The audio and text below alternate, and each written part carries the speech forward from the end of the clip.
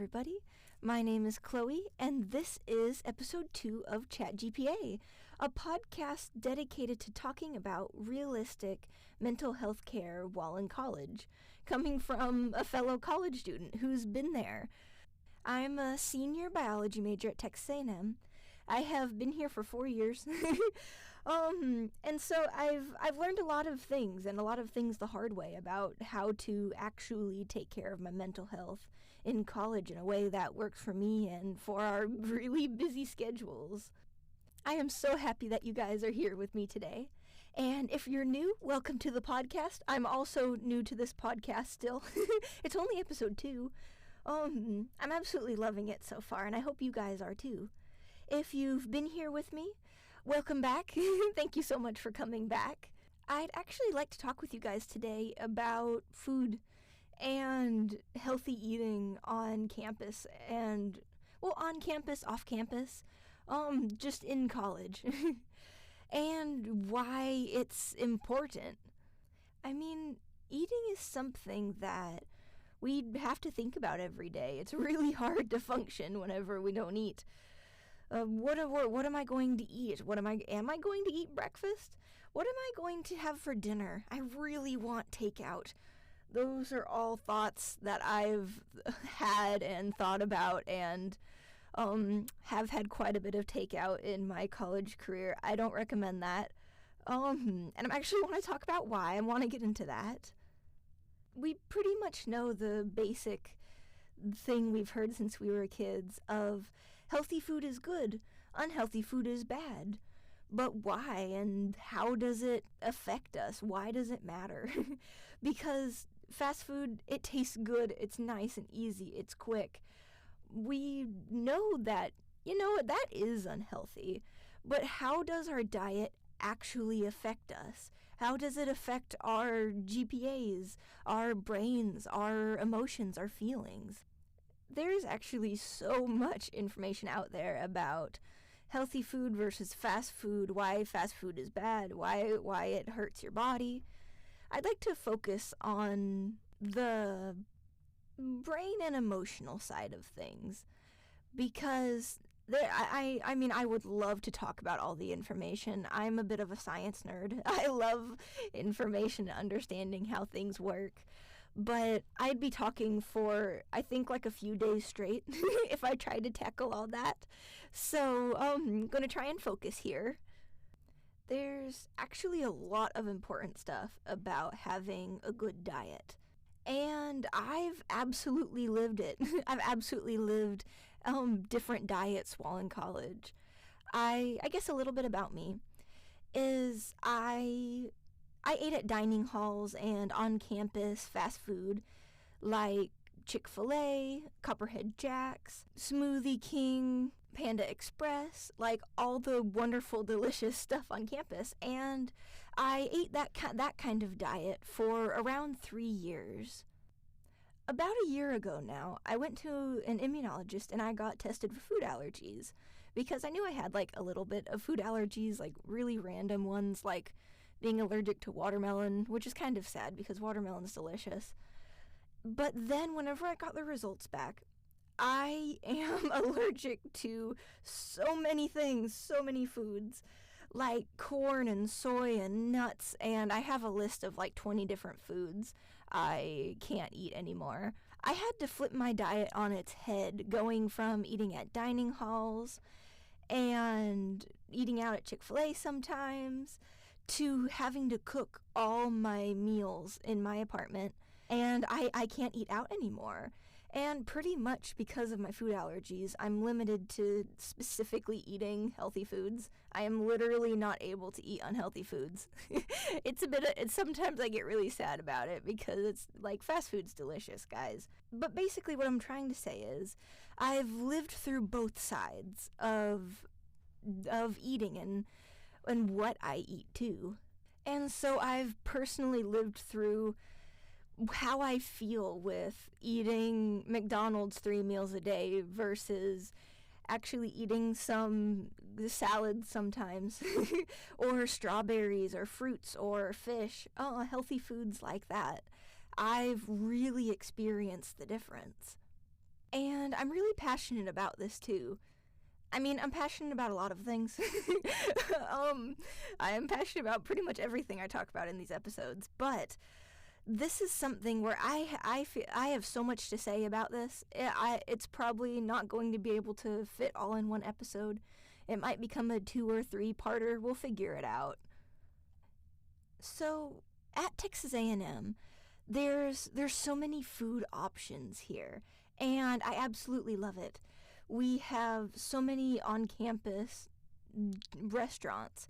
We have Copperhead Jack's, which is kind of like Chipotle. We've got Houston Street Subs. We have Panda Express. We have Chick-fil-A.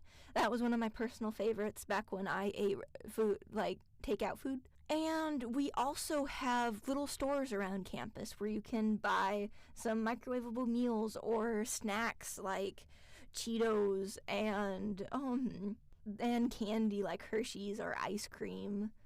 And a lot of other college campuses is like Texas A&M. There's so many options. And with all this food being available on campus, and a lot of the time, it's not all that healthy, it's not surprising to know that around 70% of college students have a less than healthy diet, which is a problem. I mean, that is a really high statistic, and that is a lot of people dealing with the consequences of it too. I know I have. Like, eating junk food is actually associated with an increased risk of depression and stress. I found all this information, and I will absolutely post links in the description so you guys can check it out if you want to. But there is a link between depression, stress, and eating junk food. And it makes sense.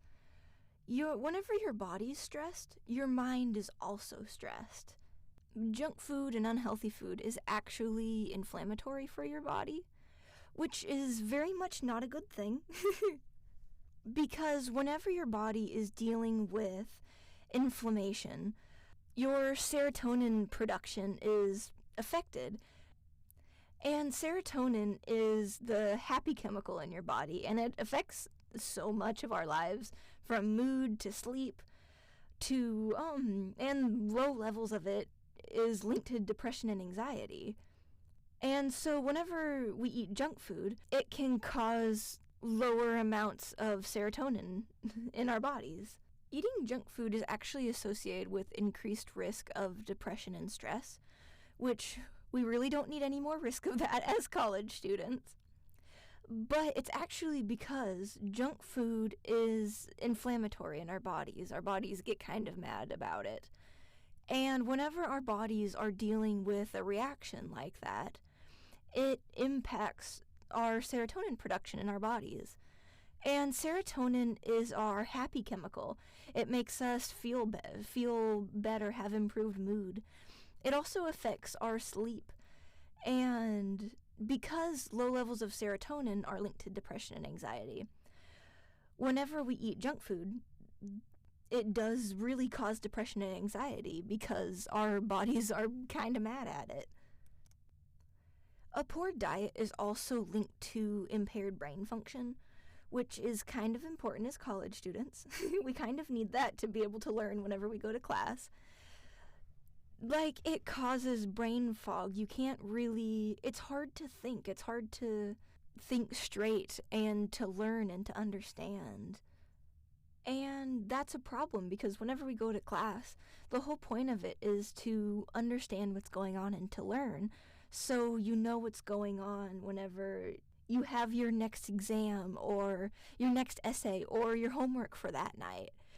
If your brain isn't working well, you're going to struggle a lot with memory and recall. And we actually experience this kind of thing often. Like, I know for me that if I didn't eat enough or I skipped breakfast, I have such a hard time thinking. I struggle in class a lot. I can't remember something I absolutely know and memorized. And whenever I've skipped eating enough food before an exam, that has absolutely affected my grade, and I did not do nearly as well as I should have. And so unhealthy food not only impacts our mental health and our bodies, how we feel, it also really does impact our GPA.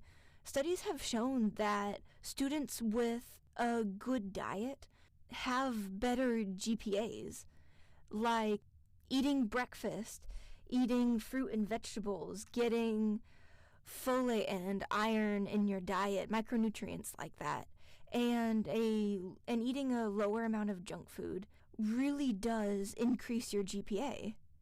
Which makes sense. Our brains need food and good food to work.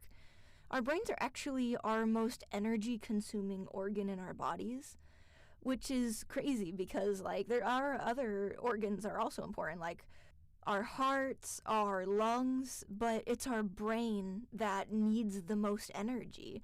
And so our brains are really impacted whenever we don't give it enough or the right energy. You can kind of think of your brain like an engine. Engines need the right kind of fuel to be able to work right. It's kind of like sticking diesel into a regular non-diesel engine. It's going to wreck your whole system. For a car, that means taking it to the shop and paying thousands of dollars. But for your body, that means paying in your mental health and your physical health. So we really need to take care of ourselves and our systems, because you can buy a new car, but you can't buy a new body or a new mind. And eating right isn't just about what you eat, it's how much you eat. And avoiding overeating and undereating. Overeating, which I am guilty for that. Overeating is one of my things I do when I'm stressed. It's one of my bad coping mechanisms. Eating good food makes me feel better. But overeating causes a lot of stress in our body, because our body is trying to deal with all that food, especially if we overeat junk food, which is the thing that I at least go for whenever I overeat. Whenever I'm stressed, I don't go for, you know what, I'd really like a salad. I think, you know what I really want? A pizza. But that causes our bodies a lot of stress. And whenever our bodies are stressed, our mind is stressed, which impacts our grades and our classes and our mental health and our mood. And overeating also messes with our circadian rhythm, our 24-hour sleep cycle, which I talked more about last episode, but that is really important. And eating too much can make it hard to stay asleep. And undereating is just as bad, if not worse. Not eating enough can cause depression and crankiness. I mean, hanger is absolutely a thing. If you miss a meal or you haven't eaten enough recently, you feel angry. So undereating can cause crankiness and feeling irritated, but undereating can also cause panic attacks, because whenever you're undereating, you have really bad emotional and physical stress, because your body really is like a machine. It needs fuel to be able to function and cope with life, with the physical things you do, like walking to class, but also thinking. That takes energy. And on the more brain side of things, it messes with your concentration and you can't think. And you struggle with more difficulty thinking or irrational thinking and not being able to really think clearly. There's a lot of thinking effects that happen with eating. And so that is a lot of science-y stuff. I do like the science-y stuff of why this is bad, why you should pay attention and give a little bit more love to what you're eating. But there's absolutely ways to have a good diet while in college. And I'm absolutely not going to be able to fit everything I want into one episode, or even 2 episodes probably. There's just a lot to talk about with this sort of thing. And next time I'd like to talk a lot more about actual realistic strategies for eating well in college and taking care of your body, your brain, and your mental health with food. And advice for no matter what kind of college student you are, whether you're on campus and depend on dining halls for all your food and on-campus options, or whether you're off campus and like to meal prep. I've been through it, and I have a whole lot of advice about how to eat the best you can in different situations. And issues like food insecurity, because that is a massive problem on college campuses and absolutely at Texas A&M. I've had friends who only eat one meal a day, or only able to eat one meal a day, because they can't afford any more. And that's something else I'd like to talk more about in the resources for people who might be struggling with being able to afford their food or enough food. So I am going to talk about all that, because all that's important, and a big part of taking care of our mental health and our physical health too is finding a realistic way to do it, because all of this information is good, and I think it's really important to talk about the why all this is important and how it actually affects us, instead of just eat broccoli because I told you to. It's really important to understand why all this is important. But I did run out of time to go into all that. So for now, I'd like to talk to you guys about what kind of foods you can look out for and try to put more of in your diet. There are some specific, nutrients you can find in certain foods that really do help with your brain. Like, there's omega-3 fatty acids, which are found in fish, antioxidants, which are molecules that help your body with inflammation that we talked about earlier, and how upset your body gets with all the inflammation. Antioxidants reduce a lot of physical stress from your body, and you can find those in berries, especially blueberries, actually. There's a lot of word that went around that blueberries are a superfood. They actually kind of are. They have a whole lot of antioxidants, but you can also eat oranges, lemons, other citrus to have antioxidants, and nuts and seeds, whatever is your fancy. Their B vitamins are also important, which is that's the whole reason why people tell you to eat salads or kale, or at least a really big part of the reason. Because B vitamins are found in leafy green salads, but also beans and lean meats, and eggs. Eggs are actually especially important for your brain because they have a whole lot of this molecule called choline, and your body processes that molecule, and it is essential for memory and learning. So if you want to improve your memory and learning, which means improving your grades in your classes, eat some eggs. And I think eggs are delicious anyway, so it's not really a problem for me, but anyway. I think this last important little nutrient is actually probably my favorite, polyphenols. And it's pretty much my favorite just because of what it's found in. I love all the stuff that it's found in.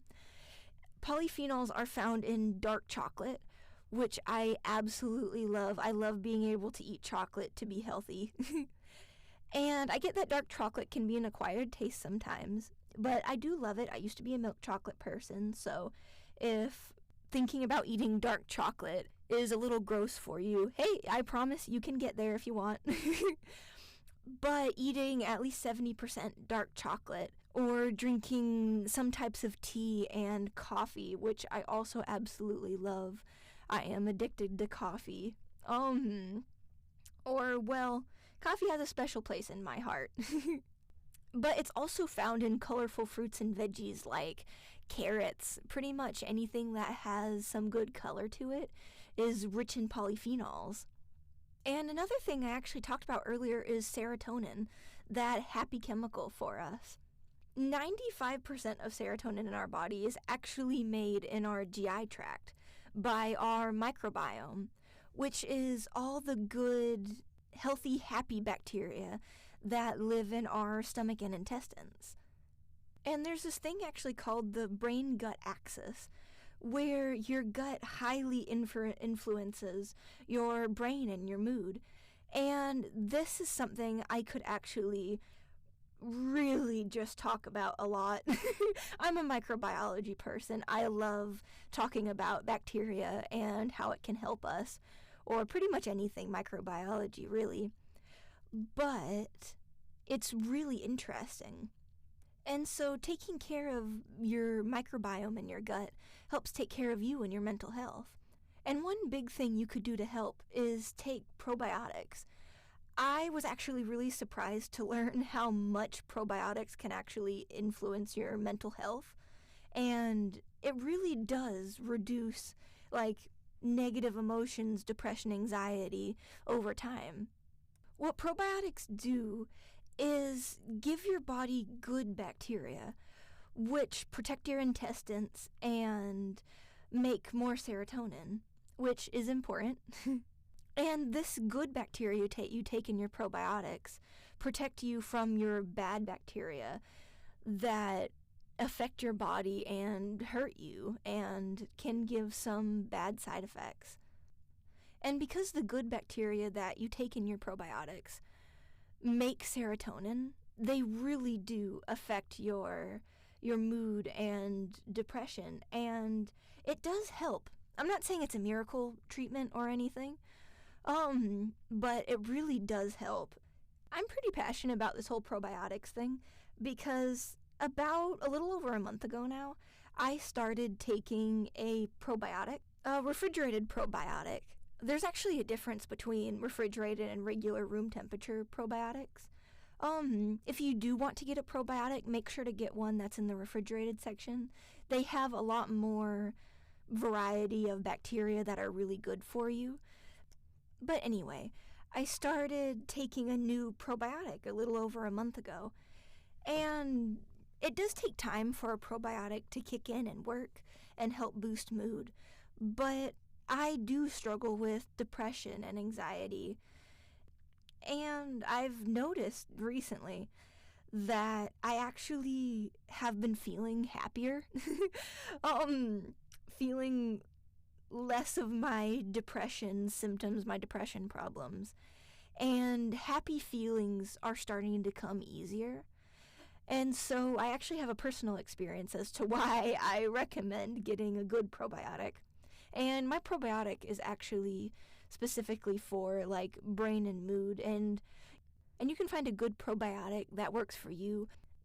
So this did turn out to be kind of more of a science-y background information kind of episode of why unhealthy food is not the greatest thing to eat and how it affects your brain and your body, and how healthy food has a lot of benefits for your brain, and it really does raise your GPA eating healthy food because you feel better and your brain works better. So it did turn out to be more of a why this is important type episode.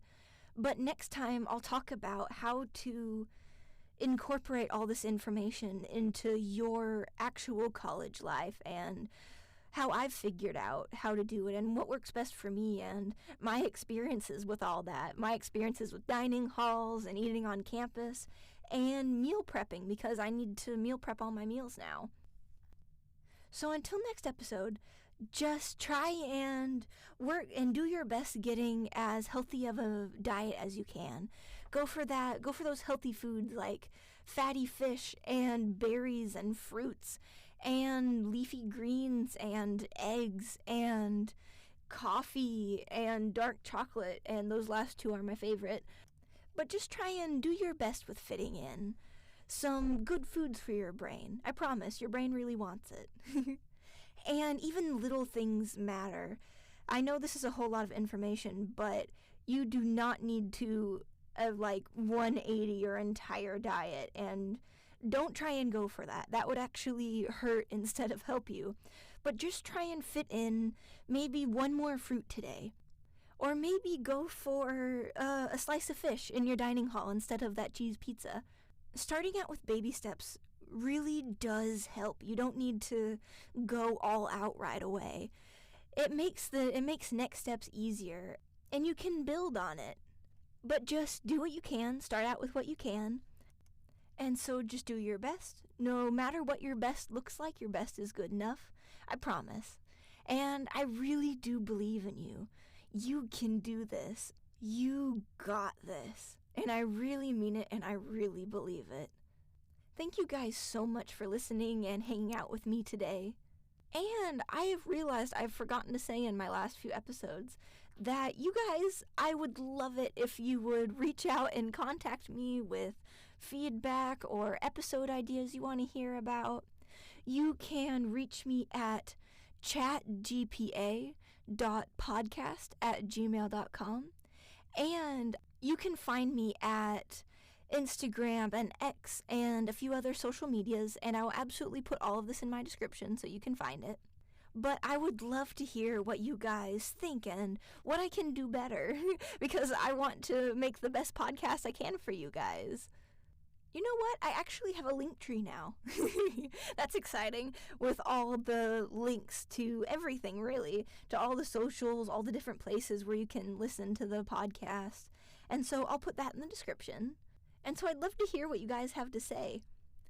And I am a busy college student. I'll try and check everything and check my emails and respond as much and as fast as I can. But I might not be able to get to you right away. And so if you are having a hard time, I would recommend going to go visit or talk to a professional. Because, disclaimer, I am just a college student. I do have a lot of experiences and a lot of ways I've figured out what works for college student mental health, at least in my life, and what I've talked to my friends about. But professionals can really help on a level where it's personal to you. Like if you're having a really hard time with eating or overeating or undereating, they can personally help you. Or anything else you're struggling with, really. If you're an Aggie, I do highly recommend University Health Services on campus and the CAPS office, which is pretty much student counseling on campus. I love them, they help me a lot.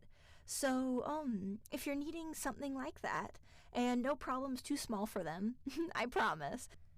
So if you're needing something like that, I highly recommend it. And if you're not at Texas A&M, I recommend looking into what mental health services your college provides, or local mental health services, and because they really do help. And if you are in crisis mode, I really do recommend calling or texting the 988 Suicide and Crisis Lifeline. And I also have more information in my description about resources for you guys. And so before we go, let's take a big deep breath in together. And a long, slow, deep breath out.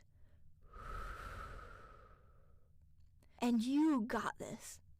Until next time, bye!